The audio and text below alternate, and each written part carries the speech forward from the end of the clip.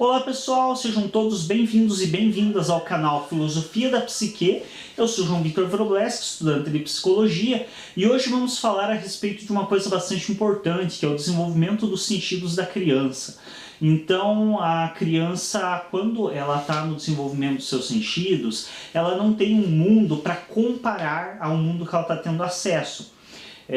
Por exemplo, nós, quando desenvolvemos nossa visão, por exemplo, então nós enxergamos de uma maneira tida como comum, como habitual a todos, conseguimos ler perfeitamente, conseguimos ter acesso a todo o material visual.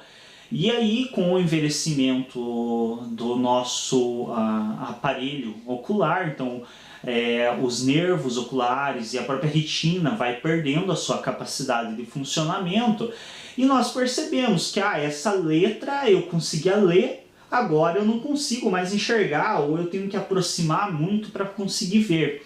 Por quê? Porque nós já desenvolvemos a nossa visão e nós temos um anterior para comparar ao que estamos vendo agora. Mas, para uma criança que está em desenvolvimento, ela não tem esse anterior. Então a criança aí com seus 3, 4, 5 anos, ela mal lembra do que aconteceu ontem, que dirá há um ano atrás, e mesmo que lembre, muitas vezes não há grandes diferenças no que aconteceu há um ano atrás, o que acontece nesse momento com o sistema de sentidos dela. E aí o que acontece? Muitas vezes a criança ela enxerga mal, ela tem dificuldade na visão, mas ela não tem como saber disso. Por quê? Porque ela não tem um mundo anterior conhecido para comparar isso. Então o que ela tem acesso é aquele mundo que ela vê nesse momento. Aquilo que ela está tendo acesso é o mundo dela. Então, por exemplo, se ela enxerga embaçado, para ela é normal enxergar embaçado, porque ela não conhece outra forma que não essa de enxergar. É só nós pensarmos, tentarmos nos colocar no lugar do outro. Eu não sei como que você enxerga o mundo.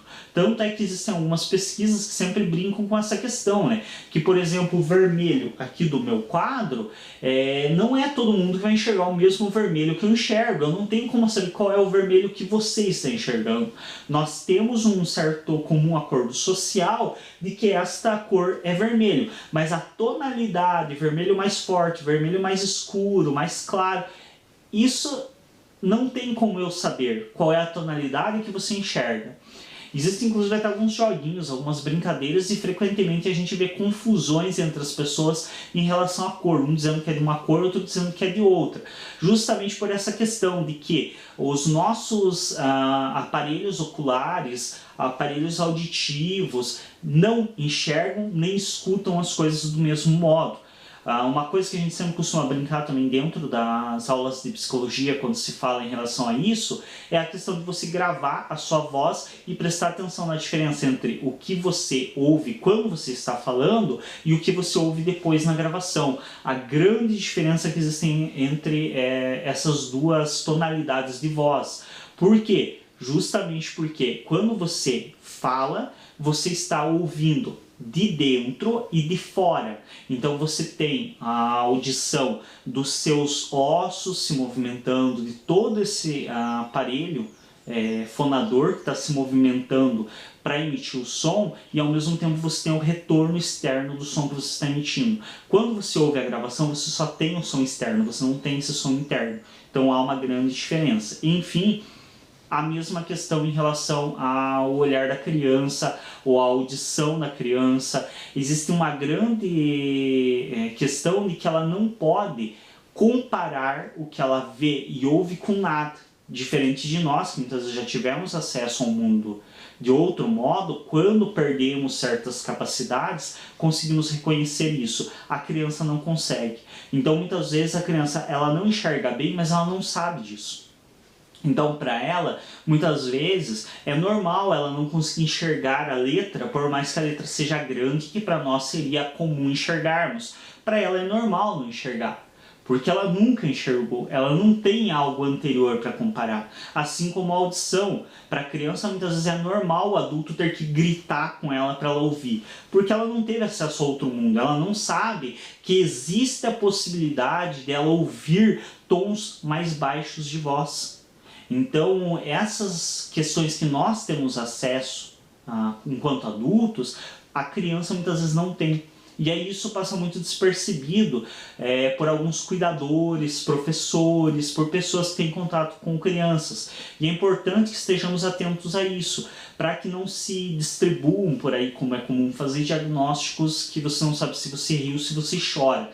Então muitas vezes, a criança é hiperativa, não presta atenção na aula, não copia nada do quadro. Às vezes ela não copia porque ela não está enxergando.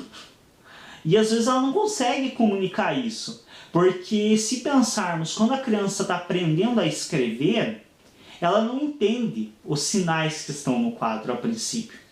É diferente de nós adultos que já temos internalizado o jogo de sinais da escrita, isso já nos é de conhecimento, nós temos uma consciência da diferença entre uma letra que é de uma grafia desconhecida sua, como muitas letras de línguas estrangeiras, como é o caso do japonês, chinês, outras línguas que se utilizam de letras diferenciadas do nosso habitual.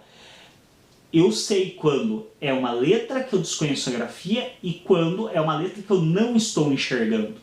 Eu sei a diferença entre as duas. A criança não tem acesso a essa diferença, porque ela não conhece a grafia. Muitas vezes ela não compreende ainda os jogos de sinais que simbolizam as letras, que por sua vez correspondem a palavras, ela não tem esse conhecimento. Então, para ela, a diferença entre eu não reconheço essa grafia, ou seja, uma letra estranha ao meu habitual, ou eu não enxergo essa letra, a diferença entre as duas praticamente não existe. Então muitas vezes ela não sabe te dizer que ela não está enxergando o que está no quadro. Para ela, muitas vezes, ela acredita que ela não entende. Ela simplesmente não está dando conta de aprender aquilo que está no quadro. Mas muitas vezes não é isso. Ela teria plena capacidade de aprender se ela enxergasse, mas ela não está enxergando. E isso gera mais confusão do que vocês possam imaginar. Muitas vezes as pessoas acham que isso é uma coisa simples, que não acontece, mas é muito corriqueiro. De se atribuir à criança dificuldade de aprendizado, sendo que ela não tem dificuldade de aprendizado nenhuma, ela tem dificuldade de enxergar. Ela não está enxergando o que está no quadro, por isso que ela não copia, por isso que ela não aprende. Ela não aprende a escrita. Sim, se ela não enxerga onde está a ponta da caneta no papel, dificilmente ela vai conseguir fazer a grafia perfeita. Então a criança faz uma grafia tudo torta, toda desproporcional, e às vezes os cuidadores, os professores acreditam que a criança tem dificuldade no movimento motor do pulso, tem dificuldade na dissociação de mão e punho, por isso que ela está usando uma grafia desproporcional. Não, às vezes ela só não está enxergando onde está a ponta do lápis da caneta mesmo. Então é muito importante se atentar a isso para trazer diagnósticos mais coerentes. E aí, claro, o diagnóstico deve ser realizado por um profissional habilitado. Então, no caso, acredita que a criança possa ter algum problema visual, manda num oculista, manda num oftalmo, para que seja feita os exames cabíveis e para que se diga se essa criança realmente tem algum problema de visão ou não. E aí existe uma outra coisa importante de se atentar a isso, é que tanto a musculatura dos nossos olhos, quanto os ossos e músculos envolvidos na fala, quanto na audição também, existem vários ossos, nervos e músculos envolvidos no ato de ouvir, todos esses músculos, esse grupo que é chamado de aparelho, então o aparelho auditivo, o aparelho visual, que é esse conjunto de musculatura, pele, ossos que se juntam para fazer esse trabalho, eles têm uma coisa chamada janela de desenvolvimento, que é um período no qual eles estão mais suscetíveis ao desenvolvimento. Então, nem todos eles vão necessariamente, não vai ocorrer nenhuma mudança depois de desenvolvido. Acontece sim, então mesmo depois deles formados, ainda existem possibilidades de alterações. Porém, o grande pico de desenvolvimento é na janela. Então, num período uma certa idade, que aí é razoavelmente maleável, para mais, para menos, aonde a visão se desenvolve numa proporção muito maior, aonde a audição se desenvolve numa proporção maior, aonde a própria fala se desenvolve numa proporção maior. Por quê? Nós sabemos que a criança ela tem, por exemplo, sua musculatura, seus ossos muito flexíveis. Então não é à toa que a criança ela cai, ela faz tanta coisa e acaba se machucando muito menos do que a maioria de nós adultos, que às vezes caímos, tropeçamos, já nos quebramos, muitas vezes em mais de um lugar, inclusive. Por quê? Porque os ossos da criança, os ossos do ser humano na infância, eles são muito elásticos, muito maleáveis, flexíveis. Isso faz parte também da necessidade do próprio desenvolvimento da criança. Então, tanto da questão do risco maior, que ela vive caindo, ela ainda não tem como ter um cuidado tão grande, como questões também até para facilitar a gestação da criança dentro da barriga do útero, de quem está gestando ela, quanto também questões do nascimento. Então tudo isso demanda que essa musculatura, esses ossos das crianças sejam mais flexíveis. Tanto é que a gente vê geralmente aqueles exercícios de se esticar, fazer alongamento e tal, são coisas que a criança tem muito mais facilidade do que o adulto em fazer. Essa flexibilidade faz com que vários desenvolvimentos motores, como a própria fala, que demanda, às vezes, quando você pensa na fala, você acha que é só a garganta que trabalha. E quando você vai analisar, não precisa nem fazer um curso de fonoaudiologia. Assim, uma aulinha de fono, você já percebe o quanto existem coisas envolvidas na fala. Então, desde cada osso que faz parte da nossa mandíbula, da questão do pescoço, até questões pulmonar, da diferença entre a respiração, questões de interpretações neurais. Então, existem várias questões envolvidas no ato de falar, assim como ver, assim como ouvir. E esses ossos, esses músculos que promovem a ação do aparelho fonador, ou do aparelho auditivo, ou do aparelho visual, eles, quando na infância, são mais flexíveis e conseguem se habituar a esses movimentos necessários, a toda essa articulação necessária para a emissão de sons ou para a interpretação deles, ou então interpretações de estímulos visuais.